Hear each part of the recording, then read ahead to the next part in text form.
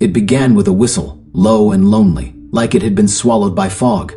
I hadn't heard a sound like that in years, the kind that curls around your ribs and tells you you're not where you're supposed to be. I was just trying to get home that evening, that's all. Missed my usual subway stop because the lights inside the car flickered. Then the train slowed down, not at a station, but into a tunnel. No signs, no announcements, just that slow drag of wheels over steel and the eerie hiss as the doors opened onto something that looked far too old to be real. The air smelled like mothballs and ash.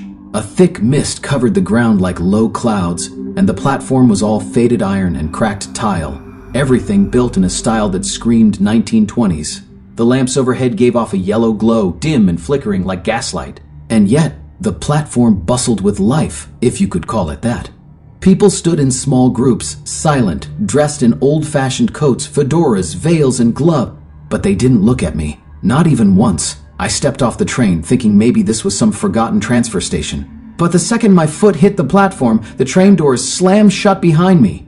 I turned fast, but it was gone. The entire train. Gone, like it had never been there. All that remained was the faint smell of burning coal and the echo of that whistle trailing into nothing. There wasn't a schedule board, just a rusted sign bolted to the wall, platform 13, tickets are free. But the destination costs your memories. At first, I thought it was some kind of weird art installation, an abandoned set maybe. I even laughed, soft and awkward. But no one else did. No one moved. The crowd just stared out toward the track, still fog-covered, waiting. That's when I noticed something else. Their faces. Every one of them was blurred, like a painting smudged by fingers. You couldn't make out a single clear expression. No eyes, no smiles, just fog over flesh. My chest tightened. The cold sank deeper into my bones, and I wasn't even sure when I'd started to shiver. Then I heard it, soft footsteps behind me. I turned and saw a man in a conductor's uniform, only his uniform wasn't from any train company I knew. It was pitch black, old-fashioned, and he had no face, just polished glass where it should have been, like the front of a clock that didn't tick. "Ticket?" he asked, extending a gloved hand. I don't have one," I stammered. "No one does," he replied, calm and cold. "But you boarded." "I didn't mean to, I just missed my stop. There are no mistakes, only destinations." I took a shaky step back, but the fog had crept higher now. It wrapped around my ankles, thick as smoke. I tried pulling out my phone. No signal, of course. The screen flickered violently, then cracked. Dead. I backed toward the stairs, thinking maybe I could get up to the street. But when I turned around, there was nothing. No stairs, no wall, no exit, just more fog. The platform seemed to stretch endlessly in both directions now, looping, repeating itself. Lamps, benches, iron rails, again and again, like I was walking in place. The faceless passengers had started to hum, low and deep, in a language I didn't understand, and they moved in unison toward the edge of the platform. That's when the second train arrived. No headlights, no sound, just a sudden gust of wind and the screech of brakes that felt like nails against my soul. It was black, antique, with brass handles and windows covered in frost. The door opened with a slow hiss, and one by one the others boarded. No talking, just that hum. I stayed frozen where I was, trying to breathe. Then I saw something, through the misted window of the train, my own face. Not present me, but aged, hollow-eyed, lost, like I'd been drained dry.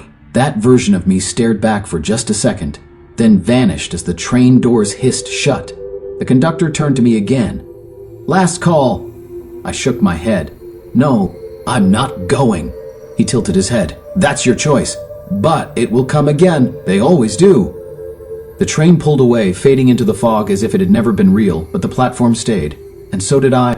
The platform didn't change at first. Minutes, hours, maybe even days. It all melted together. No clocks, no sun.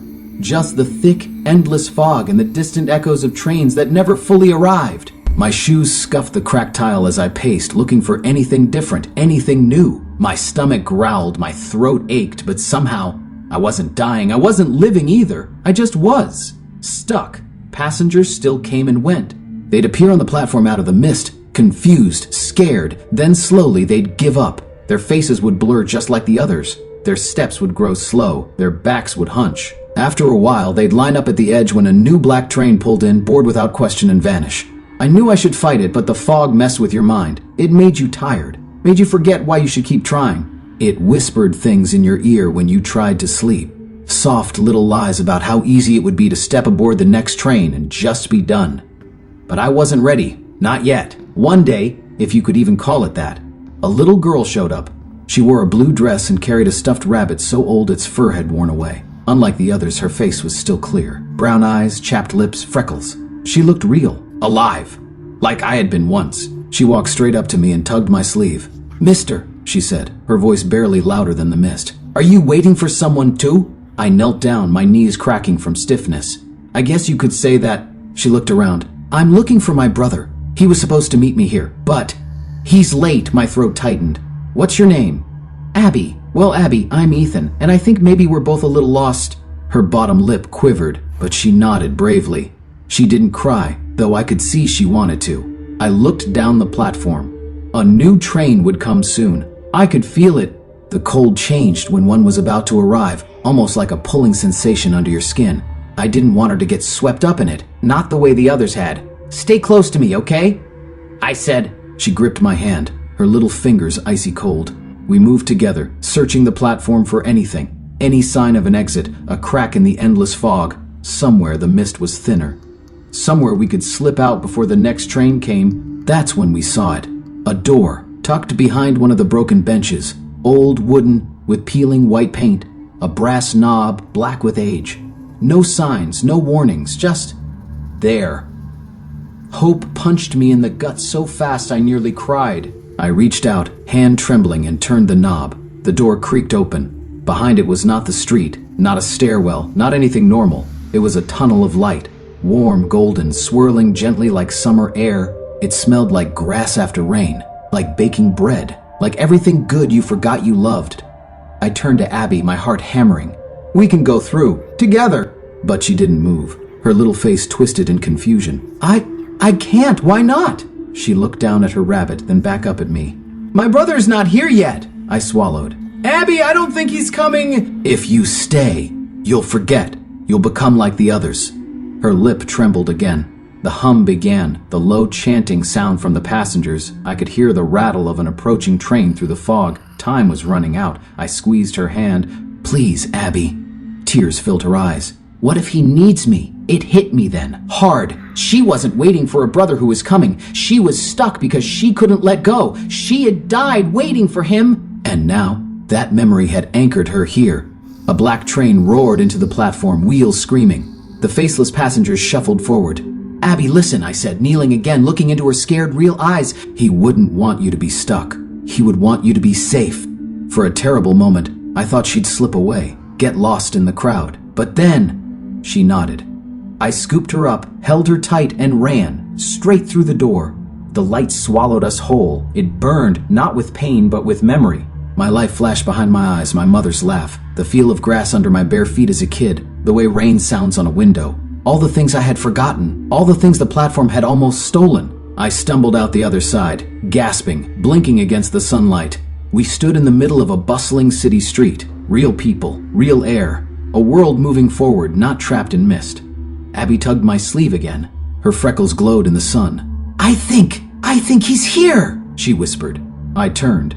Standing by a lamppost was a teenage boy, maybe 15, looking lost and scared. He wore a faded baseball cap and clutched a worn backpack. His eyes locked on Abby's, and he broke into a run. They met in the middle of the sidewalk, arms wrapping around each other in a desperate hug. I stepped back, heart aching, smiling through tears. I didn't even realize I'd started crying. When I looked again, they were gone. No Abby, no boy. Just a rabbit stuffed animal lying on the pavement, and a sudden soft warmth in the air.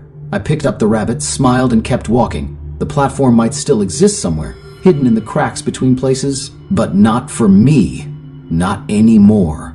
I had escaped. For now, for weeks after I left the platform, life didn't feel quite real. The colors were too bright, the sounds too sharp. I would walk down busy streets and flinch at every horn, every bark of laughter, every clatter of footsteps. People rushed past me, alive and buzzing, but I felt like a ghost drifting between them.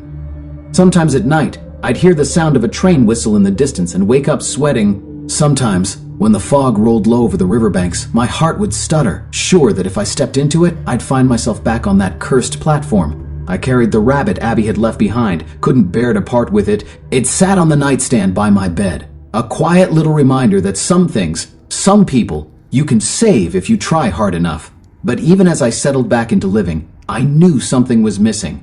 Gaps in my memory, like blank pages torn out of a book. I couldn't remember my childhood clearly anymore. My mother's face was a blur. The house I grew up in? A smudge. It was like when I passed through that golden door, something had been taken from me. Some price had been paid. One evening, a month after my return, I noticed something new. A small card tucked inside the rabbit's paw.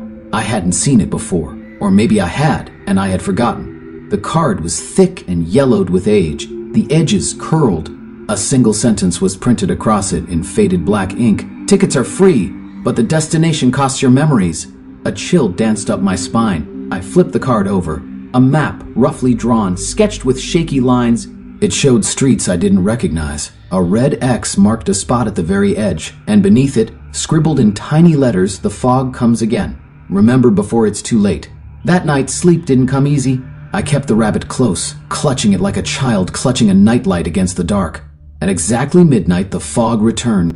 It poured through the cracks in the window, rolled under the door, thick and heavy like wet wool. The room chilled to freezing. The lights flickered, and in the hallway I heard it. The low metallic rattle of a train rolling down unseen tracks. No way. I wasn't going back. I had escaped. I had paid. I had earned my freedom. Or had I? Maybe the platform didn't just let you go. Maybe it followed you. Waited until you got comfortable. Waited until you started forgetting you had ever been trapped. The fog wrapped around my ankles, tugging, pulling. Whispers filled the room, soft as sighs, saying things I didn't want to hear. Names I didn't know. Places I should have remembered but didn't. The rabbit slipped from my hand and hit the floor with a dull thud. A shadow appeared at the end of the hallway. Not Abby. Not anyone I knew. It was a man. Tall, thin, with a train conductor's cap pulled low over his eyes. His face was cracked and broken like shattered glass, pieces shifting as he smiled. He raised a hand and pointed at me. Without thinking, I grabbed the rabbit, the card, and ran. Out the front door, into the fog, toward the red X on the map, heart hammering like it would break through my ribs. The city around me had changed. The streets twisted wrong. Buildings leaned in. Windows stared down like watchful eyes. Every step felt harder, like wading through tar. But I kept going, one foot in front of the other. Ahead, a faint light glowed, a new platform, not the same as before. Smaller, narrower. Only one set of tracks this time. Only one train waiting, old rusted doors yawning open like a hungry mouth. The rabbit grew heavier in my arms. The card burned against my skin. The conductor stood by the door, smiling with his broken face, tipping his cap at me.